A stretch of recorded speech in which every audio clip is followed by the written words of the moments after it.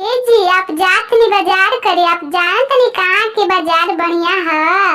हम जानत नहीं कहाँ के बाजार बढ़िया है। ओजा जाए ना, हमार सखी जो तन टीका ले ले आए तो काला काटावा बजरिया जय हो राजा जी। काला काटावा बजरिया जय हो राजा जी। हमारा सखी जो गोटी कावा ले